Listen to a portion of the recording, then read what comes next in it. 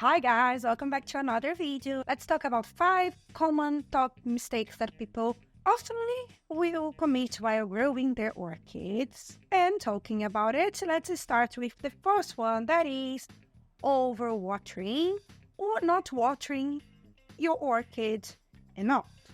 So we have different ranges of orchids with different watering routines. So it's really important that you get to know which orchid you have and look into the roots to know if the roots are turning gray, if they need more water, or otherwise if they are super green and fleshy, the mix is completely soggy and it doesn't need water at all.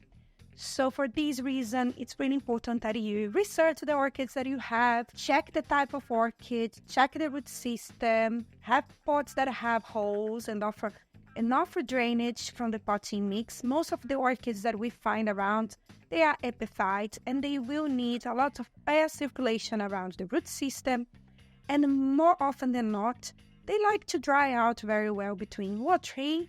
You can definitely water some orchids when they are approaching dryness. They are not completely dry, but you shouldn't submerge them in water and let them be for days and days, because otherwise you're going to have a serious case of root rot. So finding a balance in get to know your environment and actually offer the appropriate water. Watering is key. I had both issues, days and days without watering and maybe having some plants getting dehydrated and losing some roots.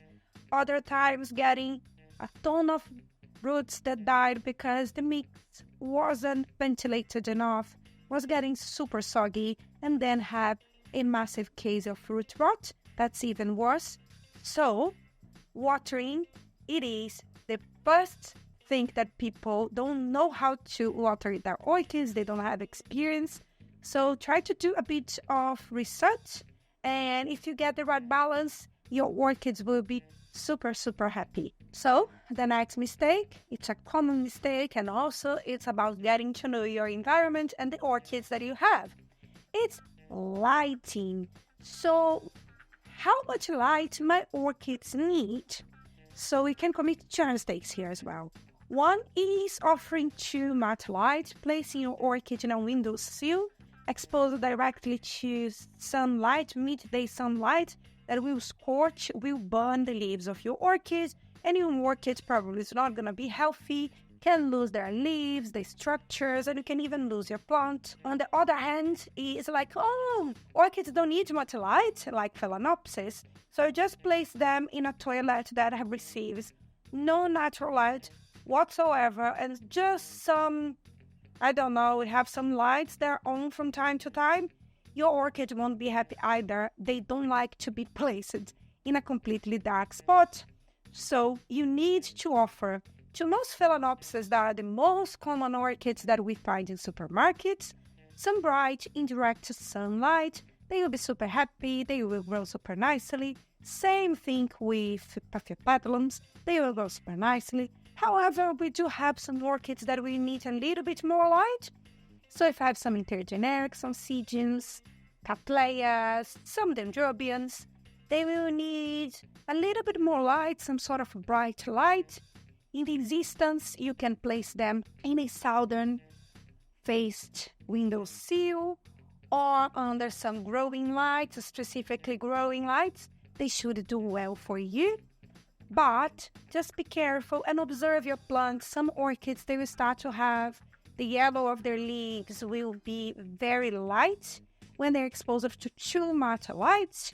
On the other hand, if you don't have enough light, they won't bloom for you. So it's about observing your plant, noticing what's going on, and actually trying to find a balance and offer the right light for your orchid. Mistake number 3 is using the wrong potting mix. We do have in most, garden centers, at least here in the UK, we do have orchids potting mix that are usually safe for us to use. Most of them will be a mix of bark with something else or just bark. Bark are perfect for beginners. You can understand how your plant works, and then you can actually just submerge them to water for 15 minutes. They should be fine. They will grow super well. but they require a little bit more time for you to water, the time for you to drain the potting mix, and then place on your shelving. It's really, really important that you know most orchids that we find around, they are the most accessible ones and the affordable ones. They are actually epiphytes. They grow on top of trees, tree trunks. So they don't grow in soils. For this reason, we don't pot them up in soil. You don't go to your garden and place them in your garden, in the soil of your garden, or use the same soil that you use for other house plants. It can suffocate the roots of your orchid. We don't have much air circulating around the roots, and which is completely inadequate for this type of plant. So for this reason, it's really, really important that you look for mixes that are for orchids and epiphyte type of houseplants. You can also try to grow some of them bare-rooted, but with a bare-root type of orchids, you need to actually water, spray the roots very, very often. Most of them probably almost daily, or if you live in a hot country, more than daily. So you need to understand your climate to decide the best way. But for beginners, go with a orchid mix. That's the best option for you. Your plant should be super fine. Don't go with soils or use perlites only, or don't try to follow mix that are difficult and hard for you to find if you don't have experience either. When I start growing my orchids, I start watching a ton of videos and researching and looking for many things. And I remember feeling a bit overwhelmed because I didn't know where to start. And there are people that grow their plants using different materials, which is super fine. But go with, I think, if it's more affordable for you, what you can find locally, so you can be more experienced. And then with time, maybe you can try experiment with mixes, try different things, and maybe spend a little bit more money when you know what you are looking for. But in the beginning, go with what is simple for epiphyte plants, that you can simply pot them up, and don't pot them up using the same mixes that you use with your house plants. That's really, really important. So now let's go to the mistake number 4. I am going a little bit different from the things that I read and I heard before. I could put humidity here, but don't think most hot orchids are really picky with humidity. They tend to be okay if you are okay inside your house. Just need to water them a little bit more often or a little bit less often, depending on your environment. But for me, as a beginner, one of the mistakes that I think I committed was to get so involved in the world of orchids, that I start buying a ton of orchids without knowing exactly how to look after them, sometimes spending more than what's worth spending on that orchid, and buying the same type of orchids. When you're buying orchids, research a little bit about them so you can get the right price. I'm not saying that sellers can do whatever they want, but check if the prices are affordable, if that's the correct price for that plant, and research about that plant before you bring it inside your home, because you might bring a big, massive vanda inside your home, and then you're not going to be able to water it bare-rooted almost every day, or you might not find a massive pot and don't have a place to put this plant on, and not enough light as well. So is a big vanda a plant that's right for environment, for the space that you have? Or on the other hand, we might look and say, oh my goodness, I love Nelphnicias, for example. They are super cute, they are amazing, but they are expensive and they require a little bit of knowledge. How you're going to place that plant, where you're going to pot them up, how you're going to do that. So for me, one of the top mistakes is not to get to know the orchids a little bit from that orchid before you buy them, so you can know how you're going to look after it and not end up losing the orchid and losing whatever you spend on it and maybe going to miss opportunities with other plants that will be more available near you and maybe better for your environment as well. So I would add it here as one of mistakes, because as a beginner, I remember that I was doing this myself. And nowadays it's like, oh, should I have spent all of that money on some of the orchids that I had in the past? Maybe not. Maybe they were not the right orchids for my environment. I learned with them though. So if you want to learn with mistakes, great. But I think that's one of the mistakes that I think most beginners commit as well. And to conclude the video, I'm gonna come with the 5th mistake. But before that, please, if you enjoy this type of content, hit the like button, subscribe to my channel. It does help me a lot. You can follow me on Instagram, 1 orchid a day. I don't post there very often, but from time to time I remember to update my feed. On top of that, you can also check some of the links that are from products that I use below, and you can use the super thanks here.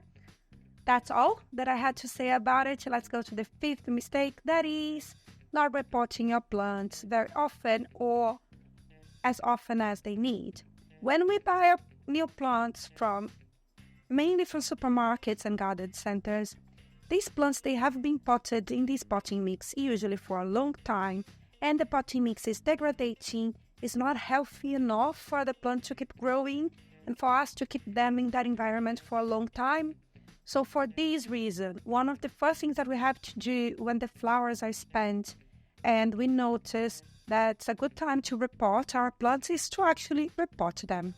Because offering a fresh new mix will help our plants to grow healthier, push out more blooms, push out more leaves, roots, all of the new structures that our orchids need to grow and to become super healthy plants. It's the same thing when we bring a plant inside our house, we repot them and you completely forget about them. And years after that, 5 years, remember, you know something is wrong. It's because probably the potting mix is very, very old. It's completely degraded. It's suffocating the roots. The pH of the potting mix changes as well over time. So there are a few things that we have to keep an eye on, and one of them is the potting mix.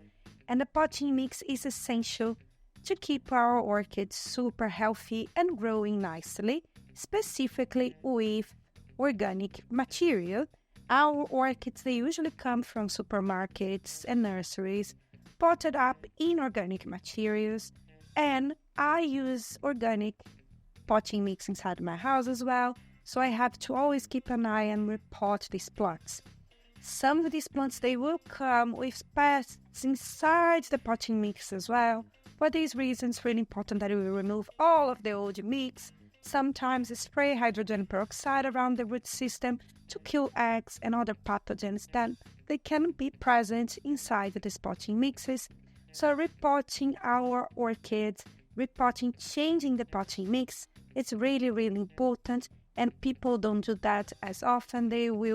Someone will gift them an orchid, they will place in a windowsill, and they will completely forget that they have to do anything with these plants.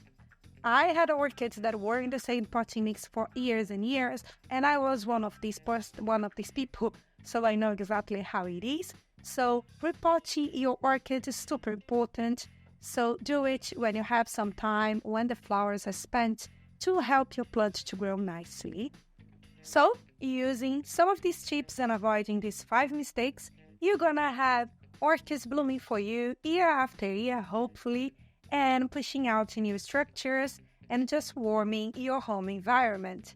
Remember to keep an eye on watering, keep the watering routine stable, and just observe your orchid, place it under the right light, repot when it's needed, and everything should be completely fine.